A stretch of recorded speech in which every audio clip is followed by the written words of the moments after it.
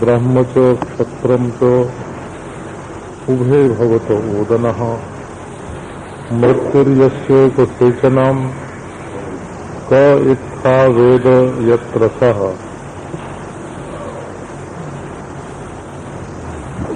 पहले बताया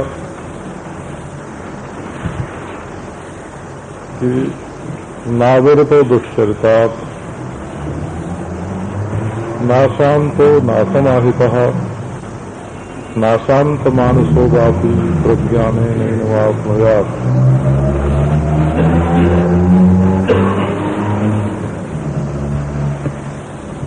चरित्र से उपराम हो, मन और इंद्रियों में भोग की वासना शिथिल हो गई हो, चित्त में एकाग्रता हो और किसी भी सिद्धि की इच्छा न हो, सद्गुरु की कृपा हो, तब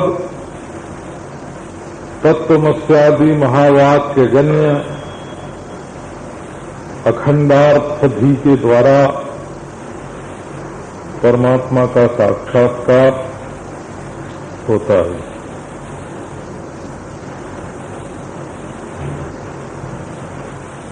जब तक दुष्चरित्र में प्रीति है, दुष्चरित्र में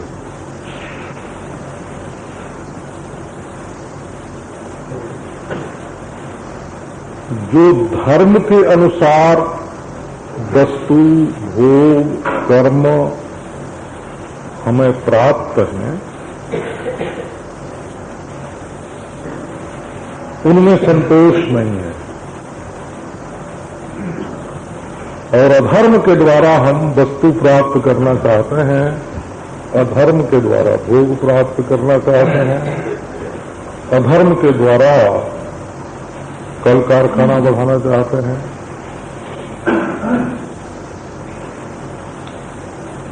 तो अभी तो संसार की ओर वासना का इतना तीव्र वेग है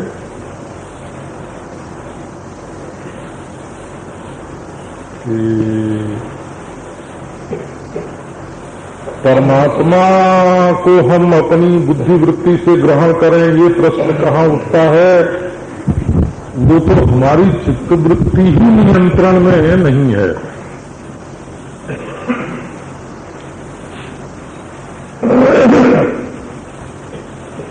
माने संसार में जो भी मनुष्य है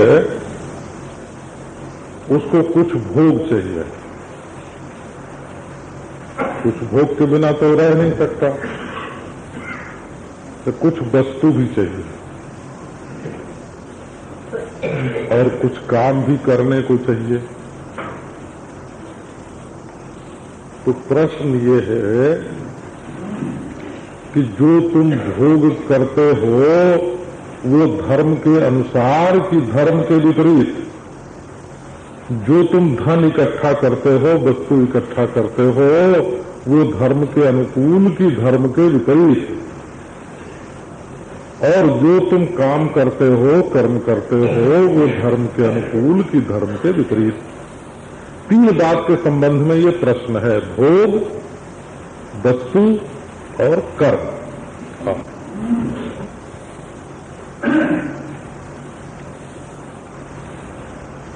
अच्छा, जो मन में आवे सोई भोग कर लिया करो, जो मन में आवे वही चीज उठा लिया करो, जो मन में आवे वही कर डाला करो। तो इसका मतलब हुआ कि तुम मन के गुलाम हो और संसार की छोटी छोटी चीज में तुम्हारी आसक्ति है। ये क्रम है हो। अर्थासक्ति, भोगासक्ति और कर्मासक्ति।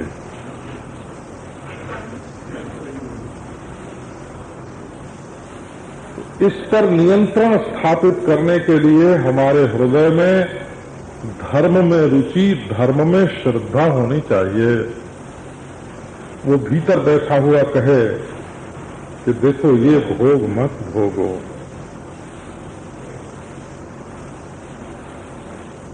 ये वस्तु तुम्हारे हक की नहीं है, ये कर्म तुमको नहीं करना चाहिए। और धर्म की आवाज है ना, साधक श्रवण करे, सुने, उसकी आज्ञा माने, भोग, अर्थ और कर्म के आकर्षण से मुक्त हो जाए। तो अच्छा भाई, हमको भोग में तो ये आसक्ति नहीं है कि क्या खाएं, कर्म में भी ये आसक्ति नहीं है कि क्या करें, धन में भी ये आसक्ति नहीं है कि हमारे पास आवे, परंतु ये हमारे शरीर में रहने वाली इंद्रियां बहुत दुख देते हैं।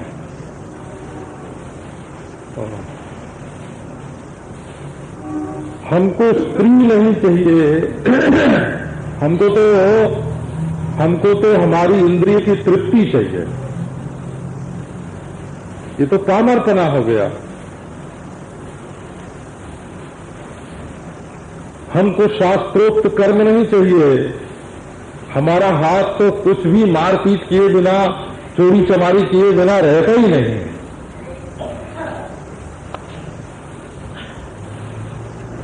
तो फिर बोले मन में तो वासना ही वासना उदय होती है। तो एक आदमी स्त्री से अनासक्त हो सकता है बोला, लेकिन मूत्रेंद्रिय उसके नियंत्रण में हो, ये दूसरी बात है। एक आदमी ये कह सकता है कि हमारी बड़े में भी आसक्ति नहीं है और आलू में भी आसक्ति नहीं है और खीर में भी आसक्ति नहीं है, हमें तो कुछ न कुछ चाहिए। विषय में खीर में तो खीर न मिले तो हमारे महीने चल सकता है, तो चाट न मिले तो बोले महीने चल सकता है, लेकिन तो जीव को कुछ न कुछ चाहिए। जीव नहीं मानती है, चीज में आसक्ति नहीं है, जिह्वा काबू में नहीं है। तो ये इंद्रिय लौल्य है हो। श्रवत्यनं कृतम सर्वम परस्ताच्च विसर्जति नारा। ये कहते हैं कि शरीर में जो साधन का रस भरता है, और जप करते हैं, ध्यान करते हैं, पूजा करते हैं, तो उससे एक दिव्य रस शरीर में उत्पन्न होता है। उपनिषदों में इसका वर्णन आता है, साधक के शरीर में से दिव्य गंध निकलती है,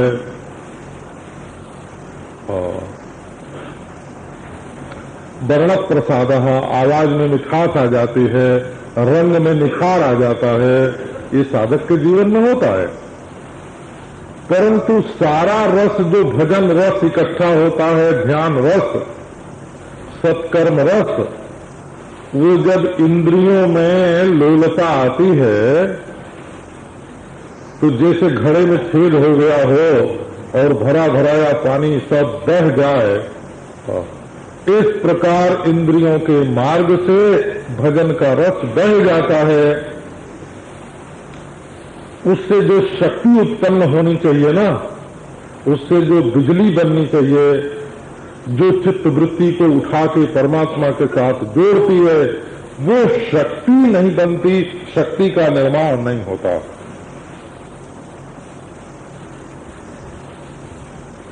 अब इसी तरह से कर्म करना है, तीन ही चीज है केवल संसार में, भोगासक्ति, अर्थासक्ति और कर्मासक्ति।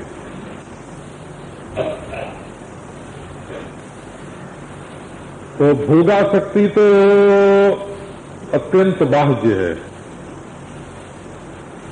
और व्यापारी लोग होते हैं वो भोगासक्त नहीं होते हैं। उनका बैंक बैलेंस बढ़ना चाहिए चाहे खाने को न मिले, फटा कपड़ा पहनते हैं। हमने देखा करोड़पति आदमी को फटा कपड़ा पहने देखा, फटी धोती फटा कुर्ता है करोड़पति। बोला 1 करोड़पति हमारे पास आता है कभी कभी।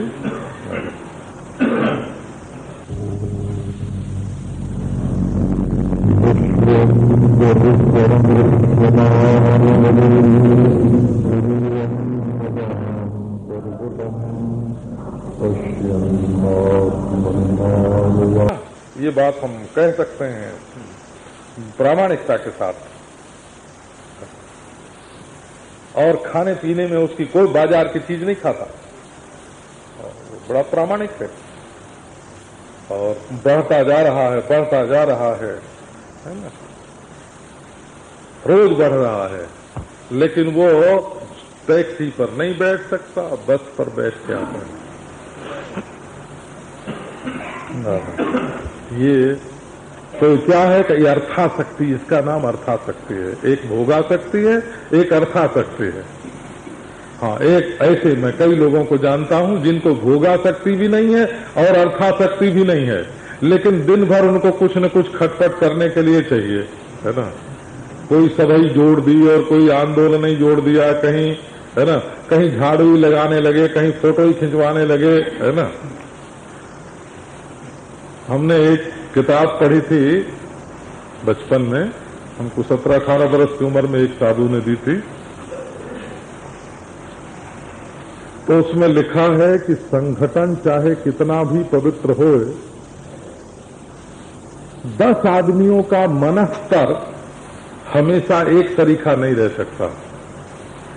इसलिए संगठन में सांसारिकता आती है और अंततः गत्वा वो भ्रष्ट हो जाता है। कितना बड़ा भी संगठन हो, अंत में विनाश ही उसका परिणाम है। ये जो आध्यात्मिकता का मार्ग है, ऐसा नहीं है कि 10 आदमी एक साथ इस पर लगातार बराबर बराबर चलाएं। कोई निर्गुण में चला जाएगा, कोई निराकार में रह जाएगा, कोई साकार की ओर जाएगा, कोई ज्ञान में जाएगा, कोई ध्यान में जाएगा, कोई योग में जाएगा, है ना। सबकी रुचि, सबकी मनोवृत्ति अलग अलग होती है। तो ये आध्यात्मिक मार्ग जो है वो बड़ा विलक्षण है।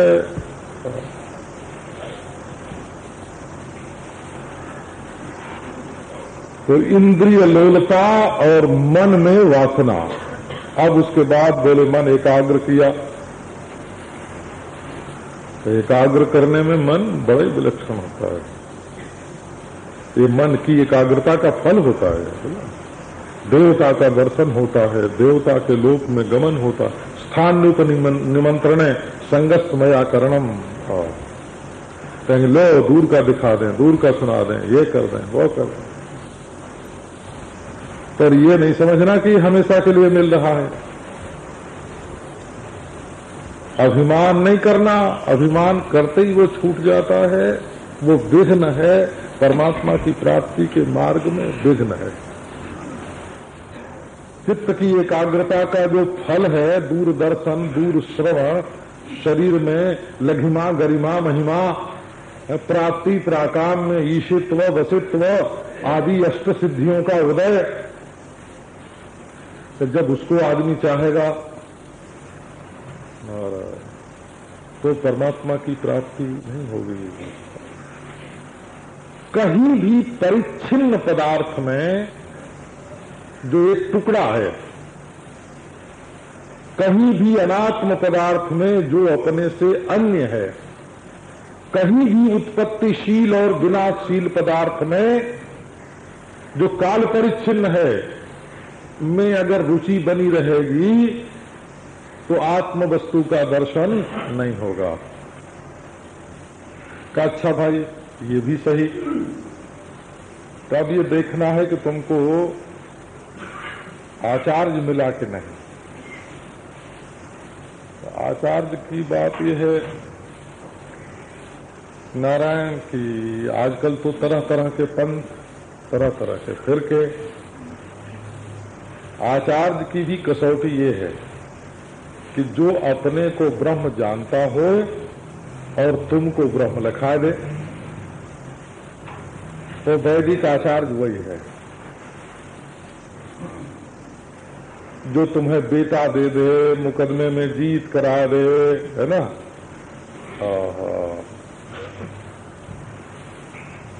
रोग दूर कर दे, वो संसार का आचार्य हो। मुकदमे में जीत करा दिया तो वकील के बराबर हुआ है, रोग दूर करा दिया तो डॉक्टर के बराबर हुआ है। तो ये जो सद्गुरु है, वो जो आत्मदान करता है वो सद्गुरु होता है। और इसमें मुख्य बात यह है कि हमारे मैं को ब्रह्म बताना है, और हमारा मैं हमारी बुद्धि का विषय होता नहीं। इसलिए सामने वाला कह दे कि तुम ही ब्रह्म हो तो संशय विपर्जय रहित ज्ञान हो जाए। लेकिन बुद्धि में संदेह है, गुरु जी की परीक्षा लेने पहुंच जाओ तो सुनाया था ना आपको, कल के परसों सुनाया था है? एक चेला गुरु की परीक्षा लेने गया तो गुरु समझ गए कि परीक्षा लेने आया है। तो उन्होंने कहा कि बेटा हमारी परीक्षा तो तुम बाद में लेना, तुम्हारे चित्त में मेरे प्रति संशय है तभी तो परीक्षा लेने आए हो, तो अभी तुम जाओ, हमारी परीक्षा में तुम फेल हो गए, क्योंकि तुम श्रद्धा से नहीं आए हो, संशय से आए हो। हमको तुम बाद में फेल करना, हम तुमको पहले ही फेल कर देते। क्या लेना देना तुम। आचार्यवान तो आचार्यवान पुरुष, तो पाप से उपरामता, उपरति, इंद्रिय और मन की लोलता की शिथिलता, चित्त में एकाग्रता और एकाग्रता के फल की भी इच्छा नहीं, और सद्गुरु का अनुग्रह जब होवे तब ये तत्वमस्यादि महावाक्य जो हैं प्रज्ञानेन अपने अर्थ का साक्षात्कार कराते हैं। और नहीं तो नारायण ढूंढो,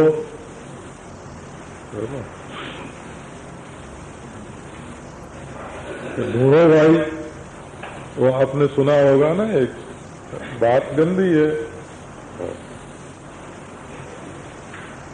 एक नैयायिक और एक वेदांती दोनों साथ साथ यात्रा कर रहे थे। अंधेरा था, नैयायिक जी के पांव में कुछ गीली चीज लग गई, तो उन्होंने कहा कि क्या है, इसका हम अनुसंधान करेंगे। वेदांती ने कहा कि देखो अंधेरा है, रास्ते में चल रहे हैं, कोई भी गीली चीज हो, गंदी है, लग गई, घर चलना, पांव धो लेना, है ना, और गिलानी हो तो स्नान कर लेना, और क्या करोगे। नैयायिक जी नहीं माने, पांव में तो गीली चीज लगी थी, हाथ भी लगा दिया। बोले अरे ये तो गीली है, तो क्या। फिर बोली है क्या, खोज करनी चाहिए। अरे बोले छोड़ भाई, पांव तो गंदा हुआ ही था, हाथ भी गंदा हुआ, अब तो छोड़ दे। बोले नहीं, नाक से लगा लिया हो। अरे ये तो बिष्ठा है राम। तो ये इसको बोलते हैं तर्कशास्त्र, इसका नाम है तर्कशास्त्र। अरे ये अनात्म पदार्थ जो संसार का है, ये क्या है, ये खोज करने लायक नहीं है। खोज करने लायक तो आत्म पदार्थ है। मैं कौन हूँ, मैं क्या है, ये ढूंढने की वस्तु है। क्योंकि परमात्मा जो है वो मैं के साथ बैठा हुआ है। भक्त लोग भी ऐसे ही मानते हैं। वो ऐसे मानते हैं कि हमारा मैं जरा बाहर की ओर है और परमात्मा भीतर की ओर है। ऐसे हो, वो मैं जो है ये रामानुज संप्रदाय में मानते हैं कि हमारे भीतर परमात्मा बैठा है। तो कैसे बैठा है? बोले ये शरीर जो दिखता है ना, ये तो जीव का है? तो इसके भीतर हमारा अहमर्थ जीव बैठा है और जीव के भीतर परमात्मा बैठा है। तो जीव जो है वो परमात्मा का शरीर है। जीव शरीरी है और ये स्थूल शरीर है, और जीव शरीर है, परमात्मा शरीरी है। तो देखो भक्ति संप्रदाय में ईश्वर कहाँ निकला? जैसे शरीर के भीतर जीव, वैसे जीव के भीतर परमात्मा। यही ना? तो जब मैं के पास पहुंचोगे तो परमात्मा के पास पहुंच जाओगे। रामानुज संप्रदाय में ऐसे मानते हैं। अब वेदांती लोग ऐसे मानते हैं कि ये सारा संसार और बुद्धि, सबको चलाने वाला नियंता ईश्वर। तो ईश्वर जरा बाहर की ओर सबका संचालन करता हुआ और उससे जरा सा पीछे को हट के, है ना, दृष्टा, वो जगत को भी देख रहा है, ईश्वर को भी देख रहा है, और उसकी दृष्टि में ही जगत और ईश्वर दोनों हैं।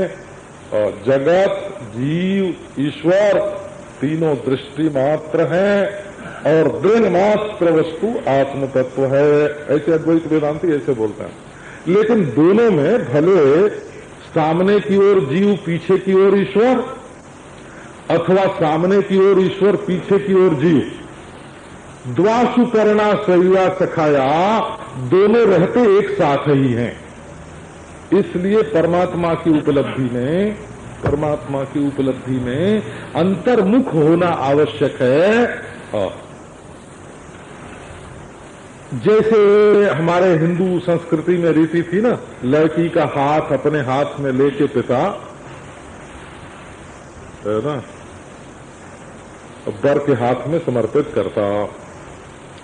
ये बात तो कब थी कि जब 8 वर्षा भवेद गौरी 9 वर्षा गरोहिणी, है ना, 8, 9, 11, 12 नाबालिग लड़की की शादी। और तो जब लड़की जब हो गई 25 बरस की, 25 बरस नहीं सुनना, हमने पहले सुना था। गांव के पास एक बहुत बड़े राजा रईस थे, तो उनको अपनी बराबरी का कोई बर ही नहीं मिलता था, तो उनकी लड़की 30 बरस तक अनब्याही रही। उनकी लड़की तो उतनी सुंदर नहीं थी, पर वो चाहते थे कि हमें जो बर मिले वो बिल्कुल सुंदर मिले। लड़की के तो वो थे, मुहासे उग गए थे, है ना, वो तो बड़ी हो गई थी उम्र में, एक आध बाल भी पकने लगे थे, पर वो चाहते थे कि हमको जगत में जो सर्वश्रेष्ठ लड़का है वो मिले। और वो महाराज अनुरूप इच्छा के कारण विवाह तो होता नहीं था, श्रेष्ठ लड़के इनका कब। तो वो मैंने पहले सुना था। बंबई में आया तो हमारा वो आश्चर्य मिट गया बिल्कुल, क्योंकि यहाँ तो बाबा 40 बरस की लड़की चाह रही है कि हमारा ब्याह होए। 45 की हो गई, बाल पक गए, रंगवा लिया बाल, है ना, और है ना, चाहती है कि ब्याह हो, तो वो आश्चर्य छूट गया। तो ब्याह वासना के लिए, अपनी पसंद का ब्याह होए, वासना की पूर्ति के लिए, ये दूसरी बात होती है। और वासना को एक कायदे में करके अंत में निवृत्त करने के लिए जो ब्याह होता है वो दूसरी चीज है। धर्म विवाह दूसरी वस्तु है और भोग विवाह दूसरी वस्तु है। तो अपने यहां पहले ये रीति थी कि आचार्य जो है वो जीव का हाथ पकड़ के ईश्वर के हाथ में अर्पित कर दे, वही ईश्वर का विवाह था। तो वो तो जब तक वही नाबालिग होवे न जीव, श्रद्धालु होवे, भोला भाला होवे, सरल चित्त होवे, माँ बाप की बात पर जैसे लड़की विश्वास करती है उसकी हितैषिता पर और उसकी बात पर, वैसे आचार्य की बात पर और उसकी हितैषिता पर विश्वास करे तो आचार्य हाथ लेके ईश्वर के हाथ में दे दे, है ना। तत्क्षण हो शरणागति तो तत्क्षण ही लाभ करती है, वो तो उसी समय ईश्वर की स्वीकृति हो जाती है। लेकिन ये वेदांती जो हैं ये कोई 8, 9, 10 बरस की लड़की तो है नहीं, है ना। ये तो महाराज बिल्कुल है धींगरी जैसे बोलते हैं, है ना। 20 बरस 25 बरस की लड़की ये तो पहचानना चाहते हैं भाई हम माँ बाप के कहने से नहीं, है ना, इसमें आचार्य वाचार्य की जरूरत नहीं। कि ठीक बात है, ढूंढो भाई।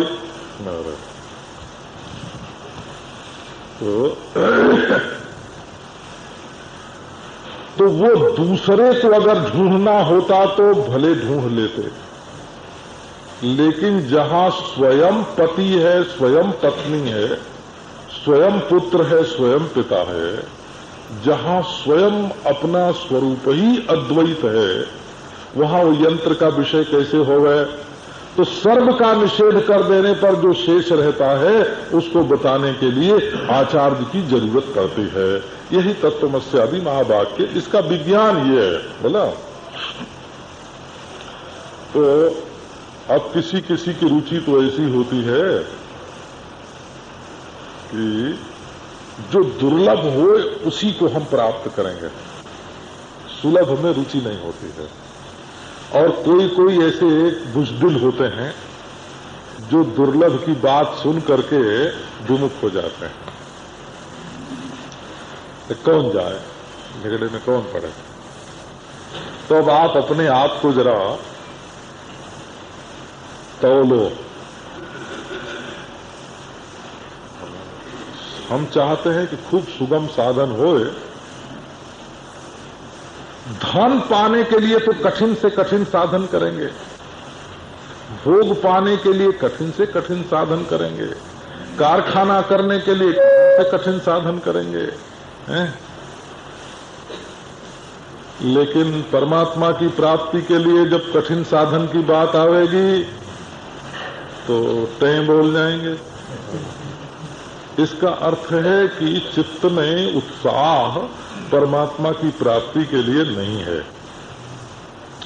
कभी कह दें कि परमात्मा की प्राप्ति बड़ी सरल है तो जाके बैठ गए और इंतजार करने लगे कि अब आता है ना, उसमें भी माला वाला नहीं फेरेंगे, है ना।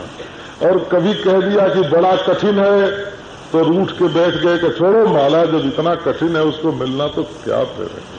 ऐसे लोगों को क्या ईश्वर की प्राप्ति होगी। तो यहां देखो परमात्मा का वर्णन करते हैं, क इत्था वेद यत्र सः।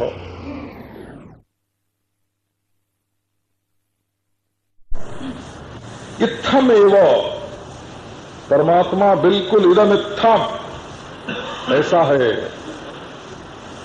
ये भला कौन जानेगा। साधन रहित कोई भी पुरुष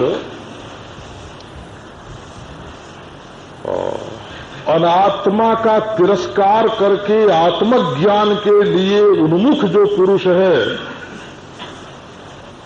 विवेकी है, वैराग्यवान है, समाधि साधन संपन्न है, मुमुक्षु है और जिज्ञासु है।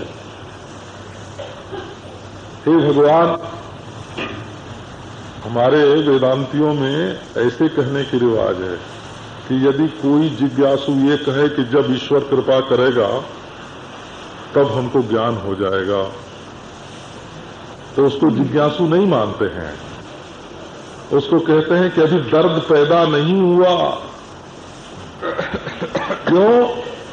तो बोले ये तो ईश्वर मान लो 4 जन्म कृपा न करे, 10 जन्म कृपा न करे, तो 10 जन्म के लिए ये ज्ञान रूप रत्न को छोड़ने के लिए तैयार है। ये क्यों नहीं पर्दे को फाड़ देता, क्यों नहीं अंधकार को विदीर्ण कर देता है, क्यों नहीं भूखे शेर की तरह अपने शिकार पर टूट पड़ता। तो जो कहता है कि कौन देवता कृपा करे तो हमको ज्ञान होवे, है ना, तो उसको मंद अधिकारी मानते हैं हो। बोले कौन कर्म करें तब ज्ञान होवे, किसकी उपासना करें तब ज्ञान होवे, कैसी साधना करें तब ज्ञान होवे, ये होगा ये होगा ये होगा। नारायण बोले वो है कैसा परमात्मा? बोले वो परमात्मा ऐसा है, यस्य ब्रह्म च क्षत्रंच उभे भवत ओदना। ब्रह्म और क्षत्र दोनों जिसके ओदन हैं,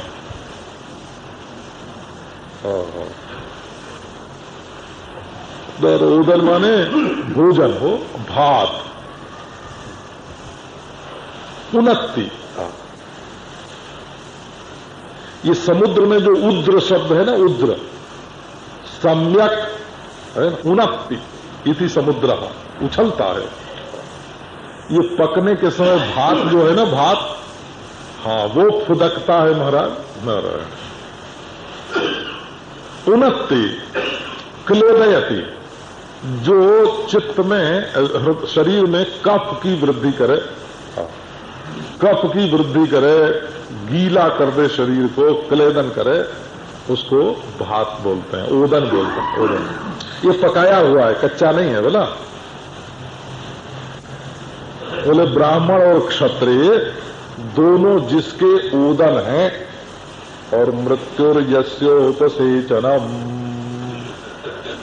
और ओदन निष्ठ ब्रह्म क्षत्रिय निष्ठ जो मृत्यु है, कि ब्राह्मण क्षत्रिय कब तक रहेंगे, मरेंगे तो सही है।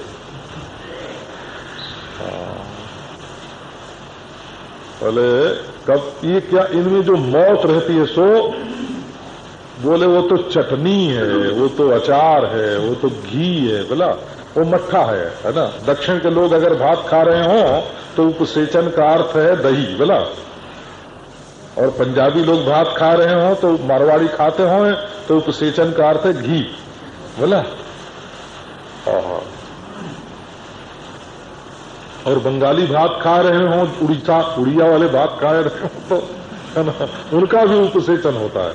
नारायण तो माने जो चीज लगाए के भात में खाते हैं तो वो है मृत्यु। अब देखो परमात्मा कैसा, तो परमात्मा ऐसा, तो ब्रह्म माने प्रज्ञा शक्ति प्रधान बना, और क्षत्र माने प्राण शक्ति। ये हम लोग ऐसा मानते हैं हमारे वैदिक विज्ञान में कि अग्नि सोमात्मकम जगत, ये जगत में केवल 2 तत्व है, एक अग्नि तत्व और एक सोम तत्व, है ना। जैसे ऋण और धन 2 मानते हैं ना, हाँ, ऋणात्मक शक्ति और धनात्मक शक्ति, इसी प्रकार अग्नि शक्ति जो सबको भस्म करती है, और सोम शक्ति जो सबका आप्यायन करती है, इसको अग्नि सोमात्मकम जगत बोलते हैं। तो ये ब्रह्म जो है ना, ये प्रज्ञा है, सोमात्मक है। सोमोस्माकम ब्राह्मणानाम राजा, हम ब्राह्मणों का राजा कौन है? का आप्यायन शक्ति, प्रज्ञा प्रधान चंद्र, और प्राण, ये बोलते हैं प्राण और रई। वेदों में कई नाम है इसकी, अग्नि और सोम, प्राण और रई। तो सृष्टि में 2 शक्ति हैं। इन दोनों शक्तियों को जो खाए हुए है, इनका जो अत्ता है, अत्ता और यहीं तक नहीं, मृत्युर्जस्योपसेचनम का अर्थ है, जमराज कहते हैं कि हम भी जिसके सामने कुछ नहीं है, ब्राह्मण को मारने वाले और क्षत्रिय को मारने वाले और सबका अत्यंताभाव, जहां ऋणात्मक शक्ति भी नहीं और धनात्मक शक्ति भी नहीं, ये ब्रह्म माने जहां प्रज्ञा भी नहीं और प्राण भी नहीं। ये दो ही तो उपाधि है, प्रज्ञा और प्राण। प्राण की उपाधि से चेतन को क्षत्रिय बोलते हैं और प्रज्ञा की उपाधि से चैतन्य को ब्राह्मण बोलते हैं।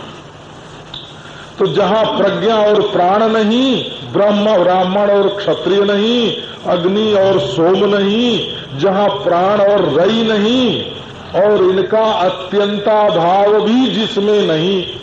घट होता है तब घटाभाव होता है, जब घट ही नहीं तब घटाभाव कहां से होगा। मृत्युर्जस्योपसेचनम, जमराज ने कहा जहां हम नहीं, जहां नचिकेता तुम ब्राह्मण नहीं हैं, और जहां बड़े बड़े राजा महाराजा सम्राट नहीं, और जहां मृत्यु भी नहीं, प्रज्ञा और प्राण दोनों नहीं रहते हैं, तब क्या रहता है? बोले मृत्यु रहती है। बोले जहां मृत्यु भी नहीं, सांस नहीं चलती है और बुद्धि समाप्त हो जाती है जब मृत्यु के समय, तो मृत्यु तो रहती है। बोले जहां मृत्यु भी नहीं रहती है, वो भावाभाव दोनों का अधिष्ठान, भावाभाव दोनों से अवच्छिन्न, भावाभाव दोनों का प्रकाशक, भावाभाव है ना, दोनों जिसमें नितांत कल्पित, तो वो परमात्मा भला कैसे जानोगे?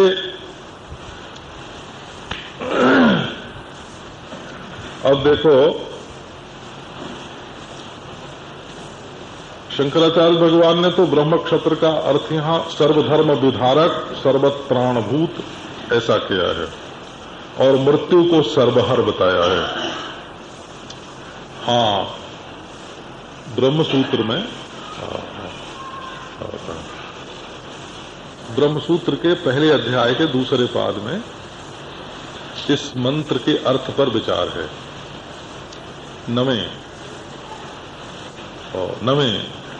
नवा सूत्र है, अत्ता चराचर ग्रहणात्।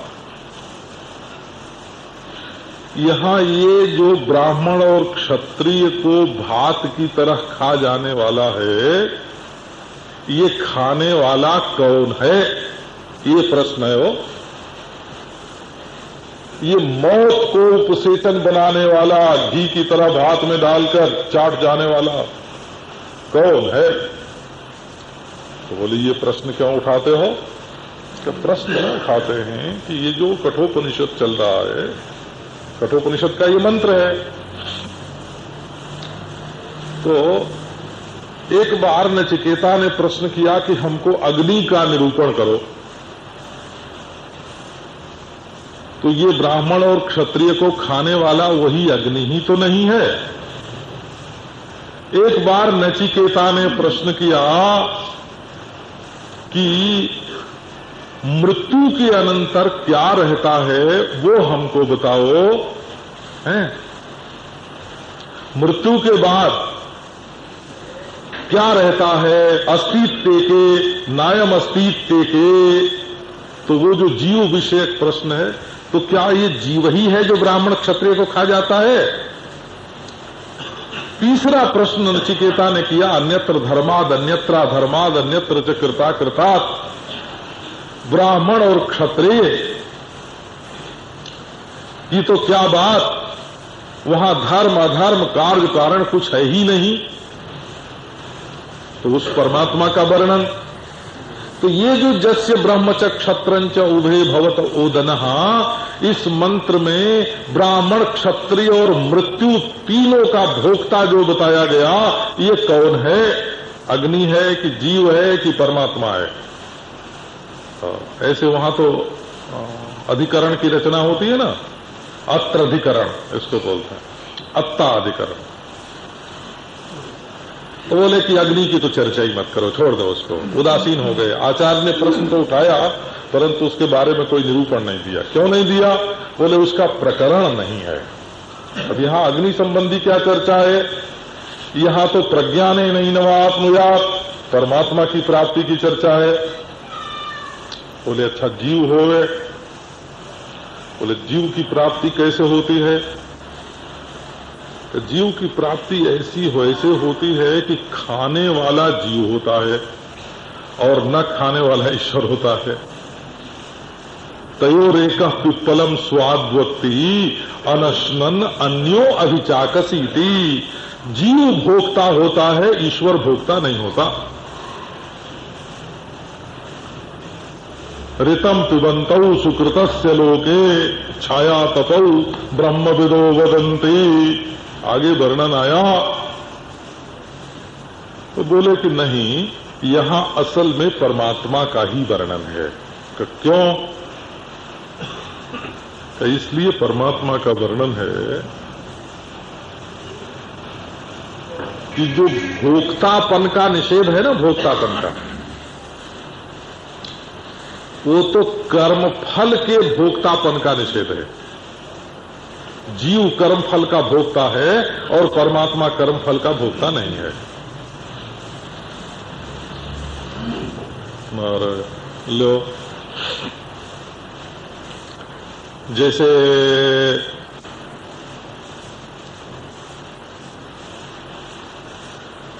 पाप कर्म या पुण्य कर्म करेगा ना, तो जीव में कर्तापन का भ्रम होता है। ये कर्तापन का भ्रम ही असल में फलदाता है। कर्म फल नहीं देता भला, और चेतन फल नहीं लेता।